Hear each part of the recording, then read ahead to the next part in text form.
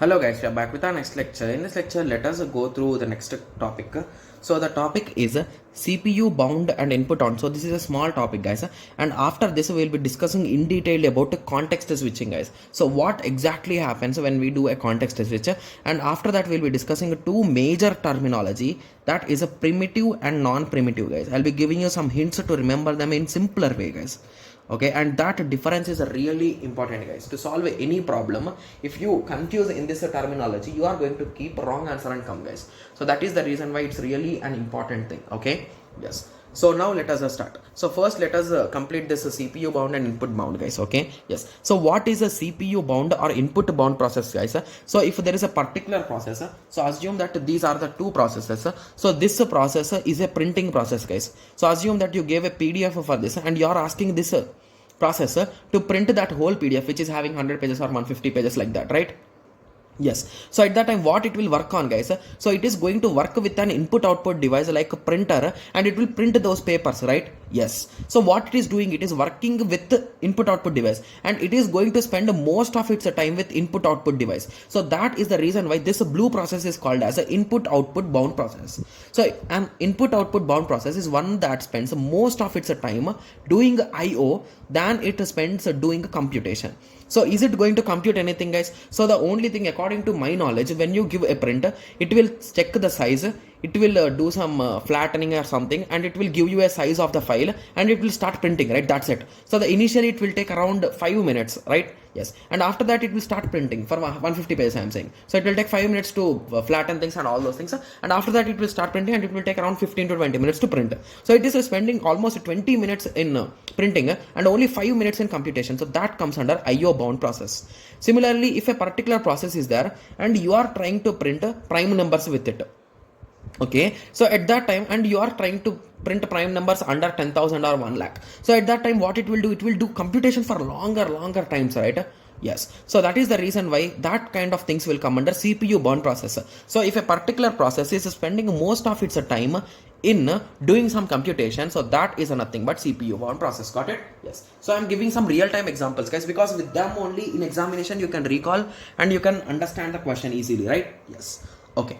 So now let us continue with the context switching guys. Okay, so I'll be giving you a simpler example for this guys. So let us assume there are two different processes.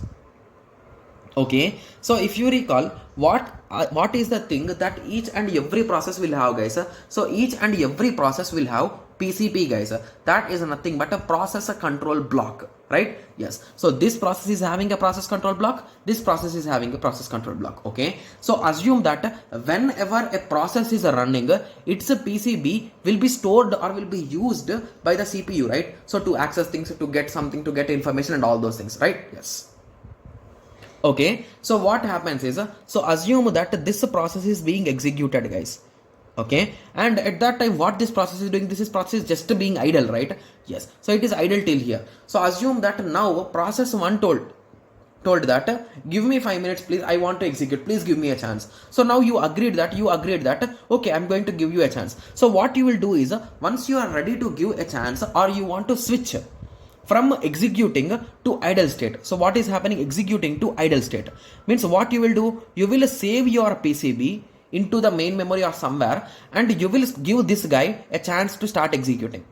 So he will execute, and after some time he told that okay, I'm happy with my execution, so you can start your execution. So what he will save his PCB in the main memory, and he will give this guy the chance, and he will execute, and this guy will be being idle here. So in this way, so basically once this guy wants to execute, will he again use the old PCB guys? No, he's going to use the updated PCB. So what you saved here, we are going to reload that particular PCB. So till here it's already done, right? Yes. So you are going to get it out. So in this way the context switching will occur guys. So any moment of time you check guys. So here P1 is active, here P0 is active, here P0 is active. So yet to any moment of time, if you take, only one process will be active guys. Okay, so please remember that guys, there is no chance that in a single processor system two processes will never be active. Okay, like in pure active state I mean to say. Okay, yes. So I think, shall I read it or You will read. So let me read it. Why? What's there in that, right? Yes. So when an interrupt occurs, the system needs to save the current context of the process running on the CPU so that it restores the context when it is proceeded, when the processing is done back, right? Yes. So it's going to save the PCB because it wants to continue from here exactly, right? Yes. Okay, so CPU is execute only one process or thread at a time. I want to be clear with it, guys, because most students after studying the whole subject, they think that multi-processing or multi-programming, they can process, multi-programming, so they can process multiple processes at a time, but that's absolutely wrong, right? Yes. So the same explanation of P0 and P1 I have written here, guys. I think you can check it, right? Yes. Okay. Okay, so now let us check about primitive and non-primitive, guys. I'm being clear with you. So this primitive and non-primitive terminology is really important, guys. So I think everyone knows that the scheduling algorithms like FIFO, LRU and all those things, right? Least recently used and all those things. So in like round robin, there are many other priority based. What else are the shortest job first? So in all these things, we are in question. They might give this terminology, guys, preemptive and non-preemptive. I will give you a small trick to remember them. That's it. So if you remember that trick, it's all done. Okay. Yes. So what exactly primitive is, guys? In the next lecture, I'll be taking a separate example for this particular thing, guys. So for each and every method, I'll be taking both the methods example. Okay. So there is nothing much for you to worry. So please just concentrate. And when we are solving problems, you also solve with me. That's it. Okay. Yes. So now understanding primitive. Okay. So primitive and non-primitive. So primitive is okay. Non-primitive is having a non-word here, right? Yes. So non-primitive means it is a non-stop, guys. So it is like a bus which is going to start at the source place and it is going to stop at the destination only. There is no stop in between. So in that way, the non-preemptive will work, guys. Whereas a preemptive means it will stop whenever it needs to stop. Okay. Yes. So primitive means it will stop. Non-primitive means non-stop. So we can stop a processor. Whereas non-primitive means once a CPU is allocated, it will use the processor until the end of the processor. So assume that I will be giving you a small example here, guys. So assume that I created a preemptive device. Okay. So if there are two processors, one is of 1 minute and the other is of 10 minutes. Assume in that way. Assume that this guy came first, guys. Okay, so at that time assume that I am using FIFO. So FIFO means first in, first out. So whoever is coming inside, I will give chance for him. That's it. Okay. Yes.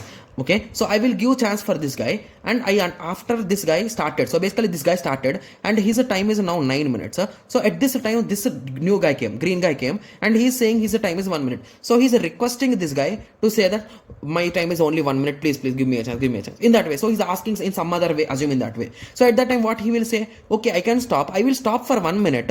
You take the charge and you complete your work, and then I will continue my work. So these kind of possibilities will be there in this preemptive concept, guys, because it can stop based on requirement. But when it comes to non-preemptive, when the chance is 1 minute and this is 9 minutes, so this guy will execute for 9 minutes, and once his whole job is done, then this guy will start. So assume in a case that so this guy will take 10 days to complete his execution, and this guy will take 10 minutes to execute, guys. So for executing 10 minutes, he is going to wait 10 days, guys. So is that a joke? So that is the reason why non-preemptive is not that much good, right? So with this observation, yes. So now moving on. Preemptive, it can handle interrupts. So basically interrupt means, so if something happens, swapping is possible here. But here swapping is not possible because it is non-stop bus, right? Yes. Similarly, low chance of starvation, because if there is any kind of emergency, you will give chance for someone else. But here there is a high chance of starvation, because if someone comes with a huge requirement, it is just a waste of time, waste of your time, right? So basically starvation is nothing but, so what is a starvation in our real life, guys? So if someone is starving, means he's for water or for food, right? He's hungry indirectly, right? Yes. So in the same way, because of this guy will be feeling hungry, because his work is 10 days and this guy's work is 10 minutes. What is the comparison in between them, guys? That's a lot, right? Yes. So to do this 10 minutes work, he's going to wait for 10 days. That doesn't make any sense, right? So that is nothing but starvation, and that is possible in non-preemptive. Got it? Yes. This is more flexible and more rigid. So basically any kind of changes could be done. Here that's a rule means rule. That's it, right? Yes. Okay.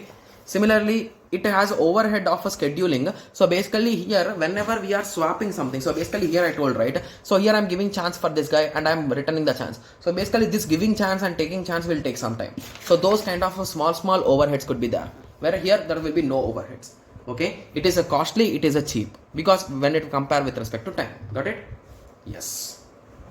Okay, so now you got some idea about this terminology, right? Primitive and non-preemptive. Okay, so in the next lecture we'll be starting the FIFO algorithm, and we will be discussing all the basic terminologies in that lecture only. Okay, yes, in this lecture we discussed about context switching as well as this CPU bound and input bound, right? Yes. So I hope everyone got a clear idea. So in the next lecture let us discuss a FIFO and the basic terminology, guys. Okay, yes, so let us meet in the next lecture. Thank you, thanks for watching.